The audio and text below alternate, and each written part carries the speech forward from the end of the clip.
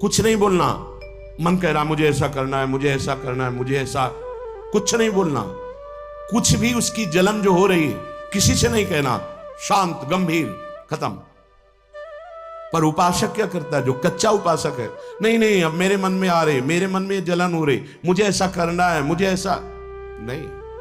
शांत, ना बोलना है जो मन में आ रहा है, ना उसकी जलन पर ध्यान देना है, अपने मंत्र नाम उपासना कर्तव्य में लगे रहो, शांत हो जाएगा। इसके शांत करने की युक्ति है, इसे मतलब मत रखो। जैसे एक पागल आदमी रोड में खड़े तुम्हारे ऊपर कंकड़ फेंके, थूके, गाली दे, तो अपने लोग क्षमा भाव से क्यों पागल है, ऐसे मन अभी पागल है, इसके निर्णय पे ना हो। ये क्षण क्षण में बदल, इसको भजन से मतलब नहीं है, इसको क्षण क्षण में नवीन नवीन प्रपंच चाहिए। ये मनसा वेगम, मनोवेगम, इसका स्वरूप यही है, यही बंधन और मोक्ष का कारण है। ये क्षण क्षण में प्रपंच चाहता है। 5 ज्ञानेंद्रियों के द्वारा ये जाल रचा करता है जीव को फंसाने का।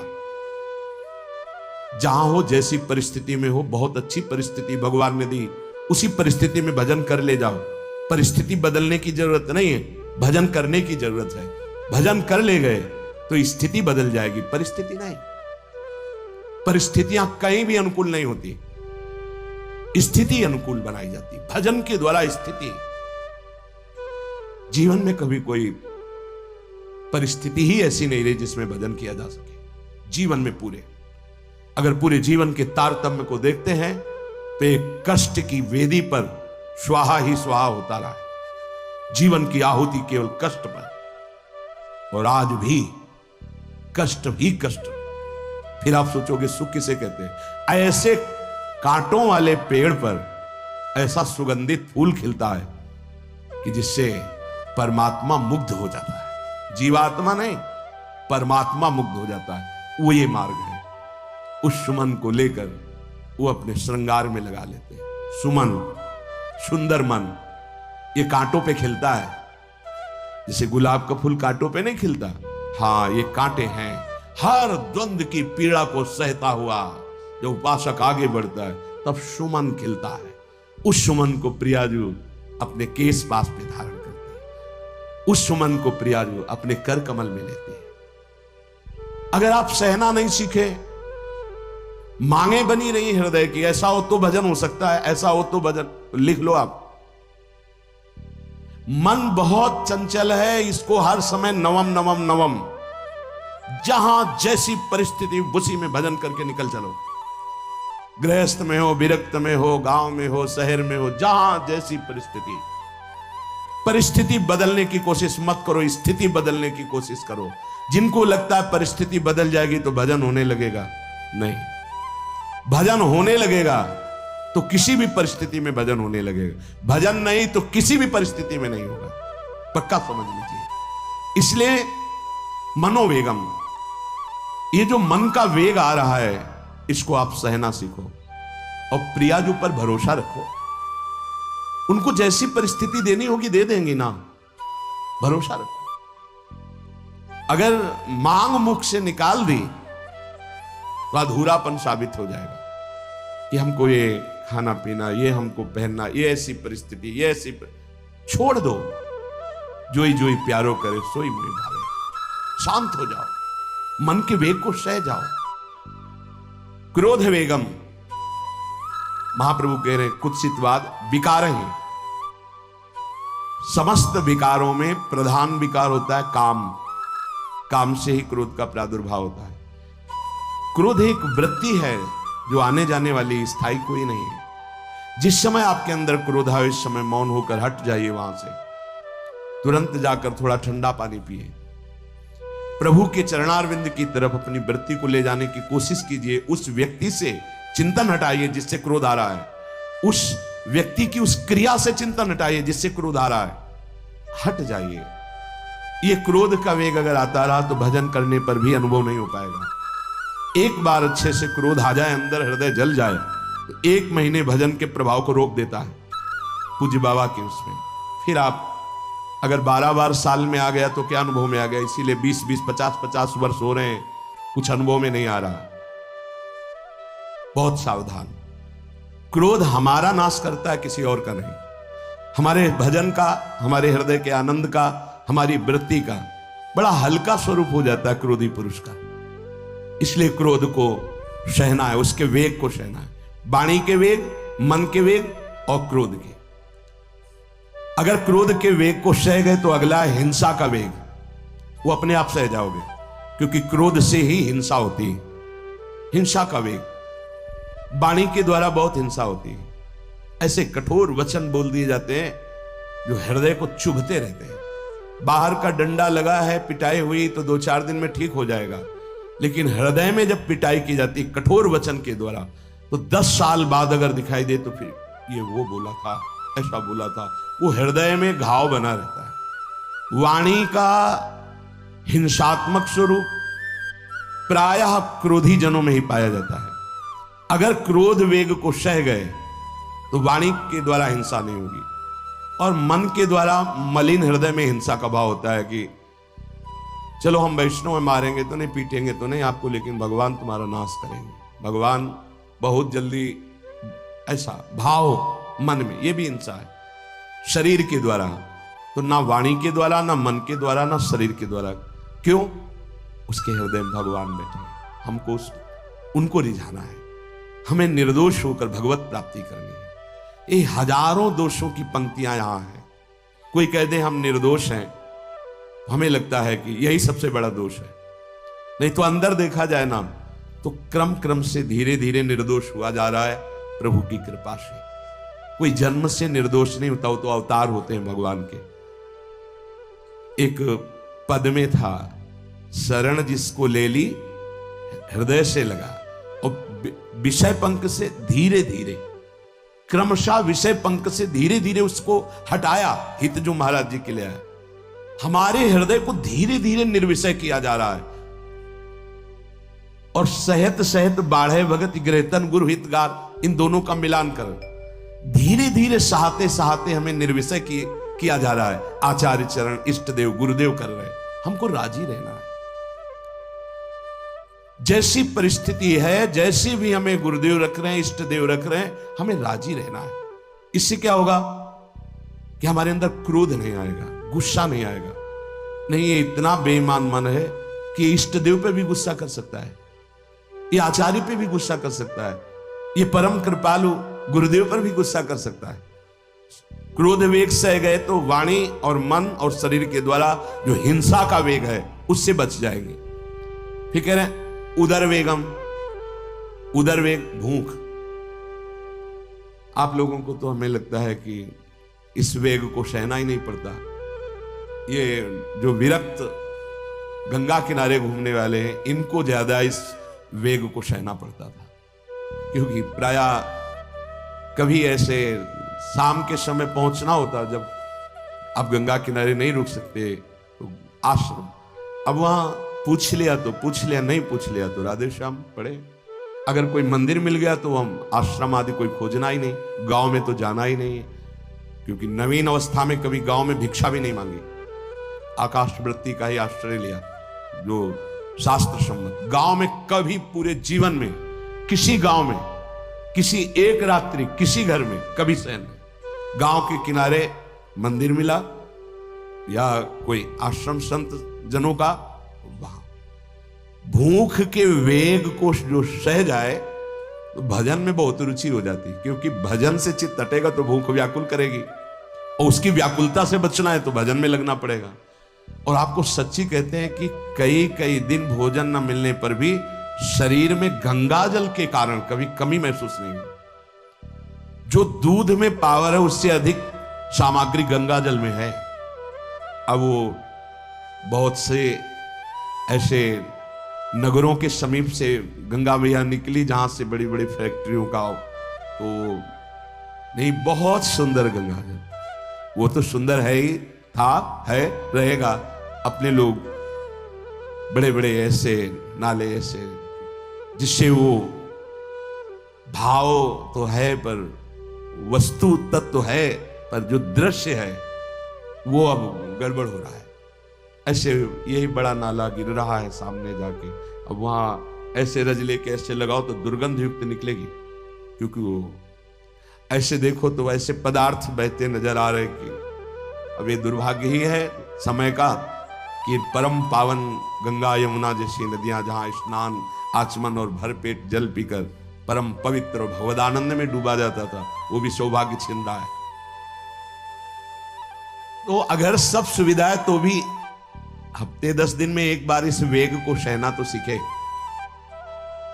कस के भूख लगे और आज नहीं पाएंगे। एक दिन किसी व्रत का अनुष्ठान करने के लिए हम नहीं कह रहे, लेकिन इस वेग का आनंद तो लीजिए ना कभी। एक टाइम का छोड़ दीजिए, एक दिन के हफ्ते में सुबह थोड़ा ले लिया, बस अगले सुबह लेंगे तो आपकी दिनचर्या नहीं बाधित होगी। आपको तो मिल रहा है ना, मिल ही नहीं रहा। जो उदर वेग है, भूख में भजन का एक तार जुड़ता है, ये देखा है। क्योंकि ना तो नींद आएगी और ना कहीं और कोई प्रपंच की गुंजाइश है। क्योंकि उदर वेग जब भूख से व्याकुल जी होता है तो बचने के लिए एक ही उपाय है, केवल भगवत चिंतन। हटो उसके चिंतन से। ये पूर्व के संतों ने बहुत कष्ट पूर्वक भजन करके जो लाभ प्राप्त किया है वो आप लोगों को सहज में मिले। कभी कभी अपने को इससे परिपक्व करना चाहिए। जैसे शास्त्रीय पद्धति में महीना में 2 तो व्रत है ही हैं, 15 दिन में एक एकादशी, 15 दिन में एक एकादशी। वो इसीलिए रखा गया है सार्वजनिक रूप से कि वो संयम को ना कर पाए तो 15 दिन में एक दिन संयम पूर्वक पवित्र भजन। अपने लोग जानबूझकर हफ्ते में एक टाइम छोड़ दें या एक दिन कभी ऐसे, तो उदर वेग को सहते हुए भजन। उदर वेग देख लो, उदर वेग को सहने के लिए तो अगला जो बात कह रहे हैं वो अपने आप सह जाओगे। जैसे क्रोध वेग को सह गए तो हिंसा वेग पर आप शासन कर लेंगे, ऐसे उदर वेग को सह गए तो उपस्थ वेग को सह जाएंगे। उपस्थ वेग कहते हैं जनेंद्री के कामोपभोग को। जब पेट में भरपेट भोजन ही नहीं है ना तो और कुछ चिंतन ही नहीं रहा। यौवन अवस्था, जवानी ऐसे भगवान ने काटी है कि याद ही नहीं रहा कि संसार का कोई सुख होता है। एक लक्ष्य ब्रह्माकार वृत्ति कैसे कैसे तत्वबोध हो, बस कठिन से कठिन जहां वैराग्य की भूमिका वहां कूद जाना, उसी में स्थिति में आने की कोशिश करना, देह राग का त्याग करना, ये युद्ध चल रहा था। बड़ी कृपा है। उपस्थ वेग, इसका जनेंद्री का वेग आता है। जो स्कूल में आदतें जिनकी गंदी हो गई बच्चों की, फिर आगे वो संयम में, उनको बहुत बाधा है। कई ऐसी क्रियाओं से वो जानकारियां रख लेते हैं कि जो अपना सर्वनाश करने के लिए पर्याप्त है। उपस्थ का जब वेग आए तो सहने की सामर्थ्य उसी की आएगी जो उदर वेग को सह जाता है। पक्का। किसी उपासक को देखा बहुत शरीर कृश हो रहा है तो पूछा क्यों, भोजन क्यों नहीं करते, आप ऐसे कैसे हो रहे?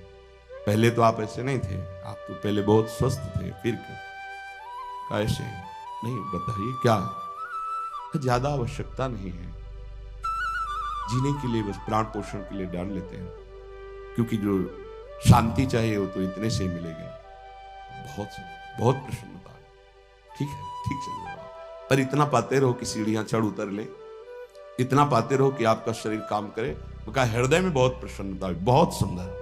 संयम में अपने आप को ले आना ये महात्मा का लक्षण होता है, चाहे स्त्री शरीर हो चाहे पुरुष शरीर हो। धन्याति धन्य। आप अपने आप को कस दीजिए, यही तो राग त्यागना ही। जो जवानी में अपने आप को जला दिया वो बुढ़ापे में चमकता है, ध्यान रखना। जो जवानी में उद्दंडता में समय व्यतीत किया वो बुढ़ापे में गंधाता है, ये भी ध्यान रखना। गंधाता, वो अंदर जो दुर्गंध के पौधे थे ना, वो सब दुर्गंध फैलाते हैं। पूज्य श्री पंडित गया प्रसाद जी महाराज जी ने कहा, गृहस्थी में होते हुए भी 40 और 45 के बीच में काम विजयी हो जाना चाहिए, नहीं तो जीवन बिल्कुल बर्बाद हो जाएगा। जो कुछ गृहस्थ धर्म की सेवा है 40-45 के बीच तक हो जाए, मतलब 20 से 25 से ब्याह हुआ आपका, 40-45 तक लड़का बच्चा, इसके बाद अखंड ब्रह्मचर्य धारण कर लो। 40-45 से संयम में हो जाओ तो तुम्हारा जीवन सार्थक हो जाएगा। पूज्य पंडित गया प्रसाद जी महाराज। बहुत जरूरी है उपस्थ जनेन्द्री के वेग को सहना। पर हर वेग अपने आप में बहुत कठिन है, पर एक दूसरे से इसका तारतम्य है। यदि उदर वेग रसेंद्री को आप शासन में ले लिए तो जनेन्द्री को आप शासन में ले लेंगे, और अगर रसेंद्री को शासन में ले लिया तो जनेन्द्री को शासन में ले सके असंभव, पक्का। और जनेन्द्री रसेंद्री के सब खिलवाड़ चल रहे तो परमार्थ और भगवत प्रेम प्राप्ति तो सब अभ्यास जिनका भगवदाकार हो गया है वो विषयान ग्रहणम तो मुंचंत हुआ। जब इंद्रियों पर शासन बाबा ने अपने किया तो 24 घंटे में एक कवल पाते थे। एक कवल, आश्चर्य होता है। ऐसे सामने दाल रोटी सान ली गई और एक कवल जितना बाबा सिद्धासन पद्मासन का से। और जब भगवदानंद ब्रह्मानंद में 70 घरों में एक दिन में भिक्षा में जाते थे, एक दिन भिक्षा। अब वहां गए तो एक कवल तो पाया ना, तो 70 कवल हो गए। विषयान ग्रहणन तो मुंचन हुआ, कोई फर्क नहीं। पर हम क्या होता है कि स्थिति होती नहीं तो सिद्धों की नकल करने लगते नहीं। पहले हम साधक हैं, पहले हमारी इन वेगों पर विजय प्राप्त करने की वृत्ति आनी चाहिए। वाणी का वेग, मन का वेग, क्रोध का वेग, हिंसा का वेग, उदर का वेग और जनेन्द्री का वेग, एतान वेगान सहते यस्तु विद्वान। वही शास्त्रों के रहस्य को जानने वाला परमार्थी है जो इतने वेगों को सह जाए। निंदा चास्य हृदयम नोपहन्यात्।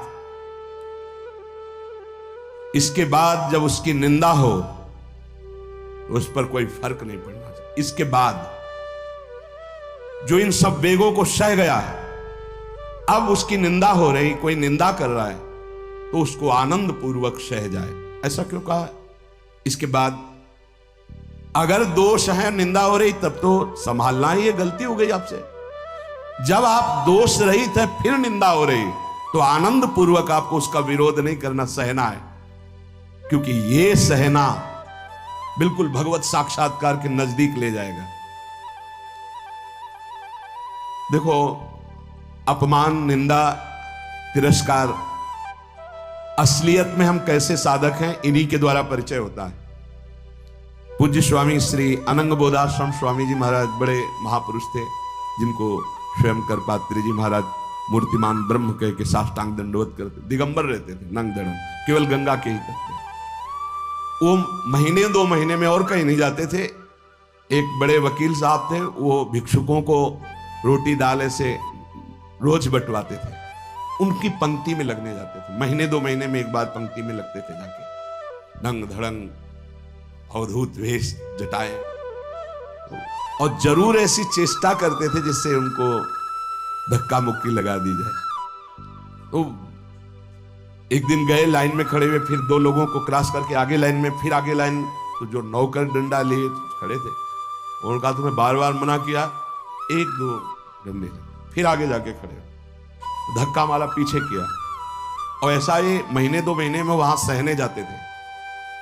अचानक उस दिन वकील निकले, उन्होंने देखा, अरे स्वामी अनंग बोधास, पता है तुम्हें कौन? साष्टांग दंड। उस दिन से जाना बंद कर दिया। फिर एक दिन गए थे प्रभुदत्त ब्रह्मचारी जी के यहाँ, कहां असनी है और कहां झूठी, गंगा किनारे पूरी रात चल करके पहुंचे। 2 बजे आवाज लगाई, ब्रह्मचारी। स्वामी जी उतरे नीचे, साष्टांग दंड बैठे।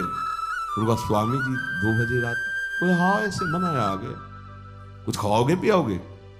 स्वामी जी, और वो भी परमहंस ब्रह्मचारी जी, बहुत संयमी महापुरुष, प्रभुदत्त ब्रह्मचारी। टीन में कुछ आटा रखा, तो बोले स्वामी जी कहो तो रोटी बना दे। बोले हाँ बनाओ। रोटी और नमक ऐसे, जितना टीन में आटा था सब जो 2-4 किलो जो भी। तो बोले स्वामी जी आटा तो खत्म हो गया। बोले हाँ, भोजन का स्वाद तो साधु ही जानता है। फिर उठे, झूसी से असनी फिर पैदल। हे संतों की मौत, अपमान, तिरस्कार, क्षुधा, हर वेग, ये हमारी कसौटी है। परमार्थ का पथिक है, जिस मार्ग का हो। देखो सुदामा जी गृहस्थ मार्ग के कितने उच्च कोटि के, नरसिंह मेहता गृहस्थ मार्ग में कितने उच्च कोटि के। एक कभी तो सौभाग्य ऐसा प्रभु देते जब कोई हमारी निंदा करता है, ये सौभाग्य है। हमें सहने का सौभाग्य मिलता है।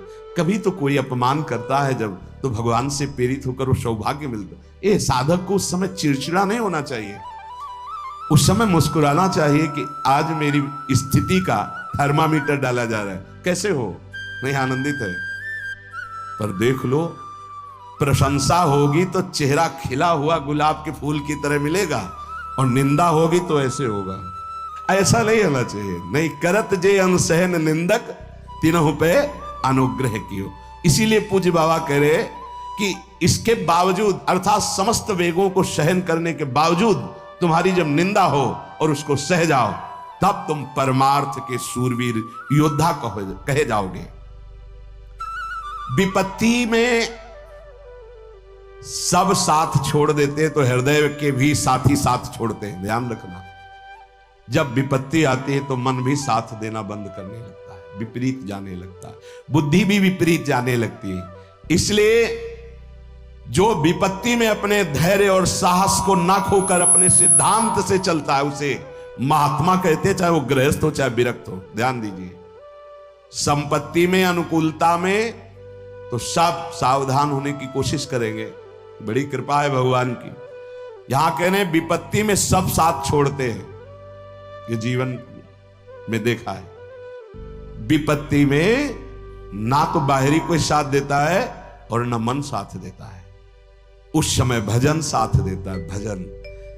विपत्ति में हृदय को जो दृढ़ रखे, धैर्यवान और साहस बिल्कुल ना गिरने पावे, आगे बढ़ो, नाम जब तुम्हारा भजन वैसे ही चलना चाहिए, तब समझना चाहिए कि हमारी साधना परिपक्व। विपत्ति में कोई साथी नहीं, देखा गया है, कोई साथी नहीं। मन भी धोखा दे देता है, मन भी, अपना मन भी साथी नहीं, उस समय केवल भजन साथी होता है। तभी विपत्ति को कुंती जी ने मांगा, क्योंकि उस समय एक ही साथी होता है, हरि बस। संपत्ति में तो बहुत साथी मिल जाएंगे, अब तो साथी ही साथी है, जिधर देखो उधर साथी हैं। उस समय तो जिधर देखो उधर केवल हरि है, दूसरा कोई है नहीं। ये बड़ा सुख मिलता है जब तिरस्कार और विपत्ति एक साथ होती है, तो सीधे प्रभु से फोन में बात होती, सीधे प्रभु होते हैं कि आपके सिवा को। इसीलिए बहुत प्रवीण है कुंती माता, इसीलिए कहा कि मुझे विपत्ति दीजिए जो हर कदम में आपका स्मरण कराती है। अच्छा, प्रभु जब कृपा करते हैं तो ऐसी विपत्ति देते हैं कि अंतिम श्वास तक वो बनी ही रहती है, अंतिम श्वास तक बनी है। हर कदम पर जैसे गार्ड रखा जाता है ना, सावधान, यहां से ऐसे ऐसे ऐसे हर समय विपत्ति महारानी सावधान, तुम्हारा जीवन कभी भी नष्ट हो सकता है, किसी भी क्षण नष्ट हो सकता है, इसलिए हर समय लक्ष्य पे रखो अपनी दृष्टि, प्रिया प्रीतम पे। ये कृपा होती है। तो उपासक को जब विपत्ति मिले, सब साथ छोड़ दें, मन भी ना लगे, तब धैर्य और साहस दोनों को सुरक्षित रखते हुए साधना में समय आया है, परीक्षा आई है, फेल मत हो, धैर्य पूर्वक डटे रहो, निकल जाएगा। ये तूफान है, मन का तूफान है, माया का तूफान, निकल जाएगा, आगे बढ़ो। अगर भूल गए तो इससे बड़ी कोई हानि नहीं होगी, ध्यान देना।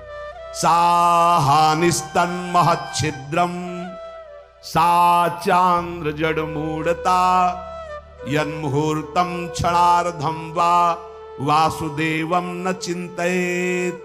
अय उपासक, वो मुहूर्त, वो आधा क्षण जिसमें आप अपने प्रभु को भूल गए, किसी भी प्रकार से अपमान को देखकर, निंदा को सुनकर, विपत्ति के चक्कर, सबसे बड़ी हानि हो जाएगी। आधे क्षण के लिए भी प्रभु को नहीं भूलना। सबसे बड़ी त्रुटि अंधापन, जड़ता, मूर्खता होगी कि उपासक निंदा सुनकर अपमान की परिस्थिति में या विपत्ति में अपने प्रभु को भूल जाए। नहीं, एक क्षण के लिए भी नहीं, ना संपत्ति में भूलेंगे और ना विपत्ति में भूलेंगे। जो उपासक है वो ममता शून्य होता है, इसलिए उसका भजन नहीं रुक सकता। न शरीर पे ममता है, न किसी संबंधी पे ममता है, तो विपत्ति किस पे आएगी? इन शरीरों पर ही तो आती है। विपत्ति किस पे आएगी? संबंधों पर ही तो आएगी। तो उसका भजन क्यों नहीं रुकता? क्योंकि ममता शून्य है। इसीलिए इस ममता पर प्रहार गुरुदेव करते हैं, आचार्य शास्त्र करते हैं। ममता शून्य बनो, अपनी ममता केवल प्रियालाल से। तो भारी विपत्ति में भी हमारी ममता सुरक्षित श्यामा श्याम से, उनका चिंतन चलता है। एक एक कदम पर वो मुस्कुराते नजर आते हैं, जब किसी का सहारा नहीं होता, किसी का भरोसा नहीं होता, कोई अपना नहीं होता है। ये जानबूझ करके किया जाता है, नहीं तो संसार में सबके कुछ न कुछ अपने होते हैं। संसार में कुछ न कुछ सपने होते हैं और कुछ अपने होते हैं। जानबूझकर सब सपने मिटाए जाते हैं और सब अपनेपन मिटाए जाते हैं। हमारा स्वप्न भी प्रभु होते, कल्पना, भावना, चाहत, गति जो हमारे प्रभु होते हैं, हमारा अपनापन भी प्रभु से होता है। अब व्यवहार में सब अपने हैं। अब देख लो, पहले एक बार अपनापन हटाया, ममता हटाई, प्रभु के चरणों में रखी। इसके बाद अब सबसे प्रभु भाव से नाते नेह राम के मने, अब कोई फर्क नहीं। पर अभी ममता से समता में नहीं पहुंचे, इसलिए ममता हटानी है। एक बार हटाओ, अपने शरीर से, अपने संबंध से, अपने इंद्रियों के भोगों से ममता हटाकर श्री जी के चरणों में। एक अहमता ममता ये जग में है दुखदाई, ये जब श्री जी की ओर लगे तो होत परम सुखदाई। उपासक को क्यों विघ्न नहीं पड़ता भजन में? क्योंकि उसकी कहीं ममता ही नहीं होती। अब वो पधार गए, तो मृत्यु लोक है, जाना ही है, राधा राधा राधा। बलराम ब्रजवासी बताते हैं कि उनके बगल में एक गृहस्थ भक्त थे, तो उनका पुत्र मथुरा गया तो एक्सीडेंट से पधार गया, और उनके 4 घंटे जब का नियम था, तो 2 घंटे हुए थे, वो जप रहे थे। सूचना है कि आपके पुत्र का एक्सीडेंट हो गया और ऐसा ऐसा। तो उनका है या पधार गया? बोले पधार गया। बोले जब पधार ही गया तो आगे का कार्य आप लोग देखो, 2 घंटा रह गया, पूरा जप हो जाने पर ही हम उठेंगे। पूज्य श्री मुखिया जी महाराज जो इस समय गाते हैं, राधा वल्लभ जी इनके पिताजी, बड़े मुखिया जी कहे, जहां राधा वल्लभ जी के सामने हारमोनियम में ऐसे हाथ रखा और एक बार राधा वल्लभ जी को देखा, आंख बंद की, तो समाज पूरी होने के बाद ही आंख खुलेगी। इतने में सूचना है कि आपके बड़े पुत्र को अग्नि के द्वारा ऐसा, तो शरीर पूरा हो गया। तो बस राधा वल्लभ जी की तरफ देखा, आंख मूंद ली, पूरी समाज करने के बाद ही। क्यों?